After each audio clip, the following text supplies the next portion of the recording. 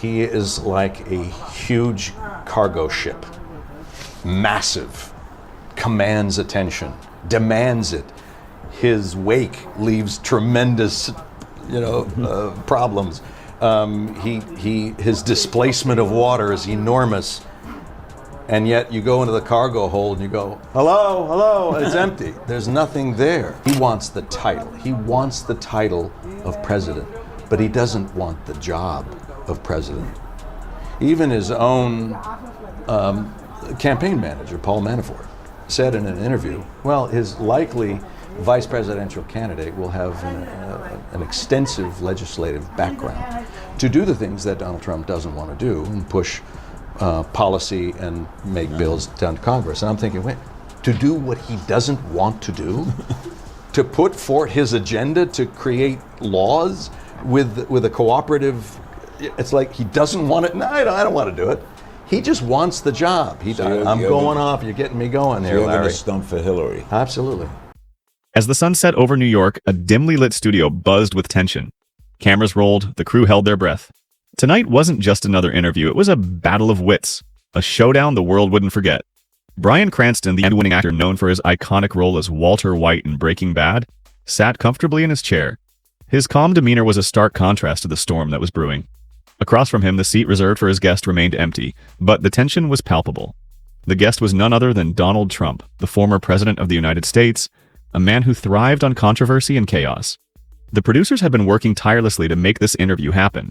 It was a risky move, but the potential payoff was enormous. Cranston, known for his sharp intellect and no-nonsense approach, had agreed to the interview on one condition. He would ask the tough questions, and there would be no holds barred. Trump, ever the showman, had accepted the challenge, confident in his ability to dominate any conversation. As the clock ticked down to the live broadcast, the studio was abuzz with activity. Technicians adjusted the lighting, sound engineers tested the microphones, and the director gave last-minute instructions to the camera operators. The audience, a mix of journalists, celebrities, and political analysts, waited with bated breath. They knew they were about to witness something extraordinary. The countdown began. 5, 4, 3, 2, 1. The red light on the camera blinked on, and the host, a seasoned journalist with a reputation for keeping her cool under pressure, welcomed the viewers. Good evening, ladies and gentlemen, and welcome to what promises to be a historic night. Tonight, we have two of the most influential figures of our time sitting down for a conversation that you won't want to miss. Please welcome Bryan Cranston and Donald Trump. The audience erupted into applause as Cranston smiled and nodded. Trump entered the stage with his trademark swagger, waving to the crowd as if he were at a campaign rally. He took his seat, adjusted his tie, and flashed a confident grin. The host began with a few introductory remarks, setting the stage for the conversation. She then turned to Cranston, who wasted no time diving into the heart of the matter. Mr. Trump, Cranston began, his voice steady and measured. You've been a dominant figure in American politics for years. But many people, including myself, have questions about your leadership style, your policies, and your vision for the future. So let's start with this. You often talk about making America great again, but what does that really mean? When was America ever great for everyone? Trump leaned back in his chair, his expression a mix of amusement and defiance. Well, Bryan, first of all, thank you for having me. It's always a pleasure to be here. But let me tell you, America was great when I was president. We had the best economy, the strongest military, and the most respected nation in the world. And we're going to get back to that, believe me. Cranston nodded, but his eyes remained focused. Respectfully, Mr. Trump, that's a broad statement. But let's break it down. When you say great, are you including everyone in that vision? What about African Americans, for example? When was America ever great for them? Trump's smile faltered for a moment, but he quickly recovered. Look, Bryan, I've done more for African Americans than any other president. Criminal justice reform, opportunity zones, you name it. I've done it. And you know what? They appreciate it. They know I'm on their side. Cranston raised an eyebrow.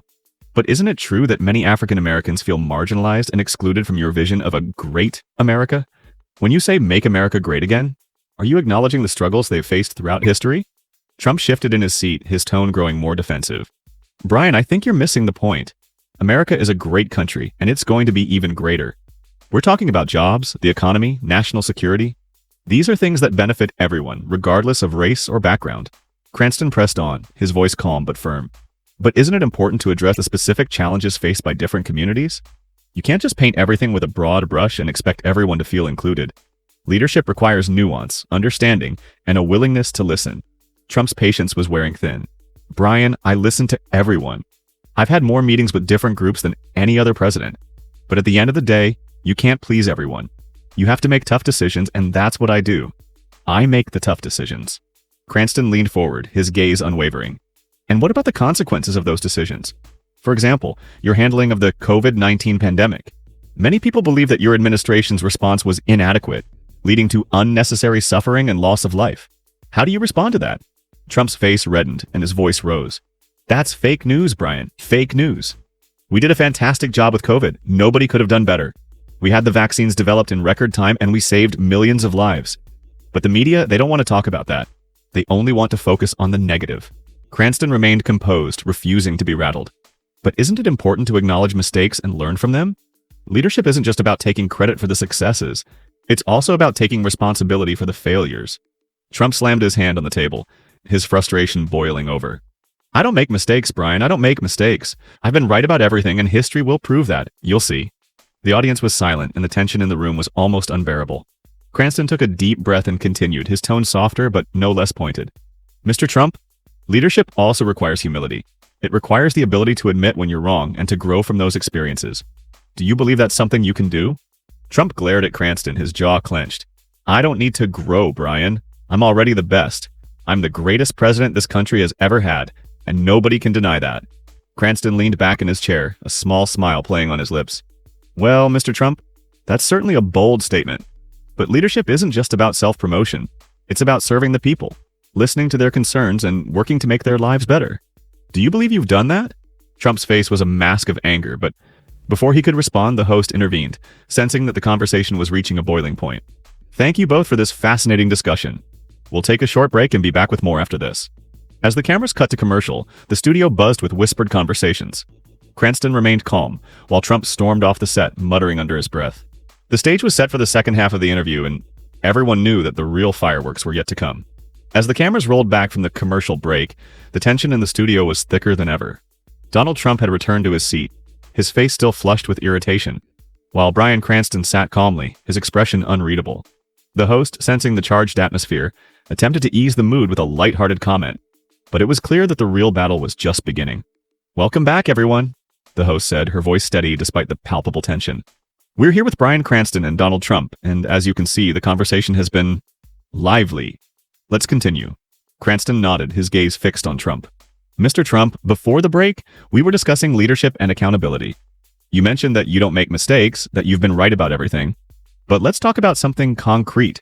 Your role in the January 6th Capitol riot. Many people believe your rhetoric incited the violence that day. How do you respond to that?" Trump's eyes narrowed, and he leaned forward, his voice dripping with disdain. "Bryan, that's another hoax, another witch hunt. I told everyone to protest peacefully and patriotically. It's not my fault if a few bad apples got out of hand. The media loves to blame me for everything, but the truth is I had nothing to do with it." Cranston's tone remained even, but there was a sharpness to his words. "With all due respect, Mr. Trump, your words carry weight. When you tell a crowd to fight like hell and claim that the election was stolen, people take that seriously. Do you feel any responsibility for what happened that day?" Trump's face turned a deeper shade of red and his voice rose in volume. "Responsibility? I'll tell you about responsibility. The real responsibility lies with the Democrats who stole the election, with the media who spread lies about me, and with the weak Republicans who didn't stand up for the truth. I'm the victim here, Bryan. The victim." Cranston didn't flinch. "But isn't leadership about taking responsibility even when it's difficult? Even when it's uncomfortable? You've built your entire brand on being a winner, a fighter. But true strength isn't just about winning. It's about owning your actions and their consequences." Trump slammed his hand on the table again, his frustration boiling over. "I don't need a lecture from you, Bryan. You're an actor. You pretend for a living. I'm a businessman, a leader, a winner. I've built empires, I've made deals, I've done things you couldn't even dream of. So don't sit there and tell me about responsibility." Cranston's calm demeanor only seemed to infuriate Trump further. "Mr. Trump, I may be an actor, but I've also spent decades studying human behavior, understanding motivations, and portraying characters who face consequences for their actions. And what I see in you is someone who refuses to acknowledge the impact of their words and deeds. That's not leadership. That's denial."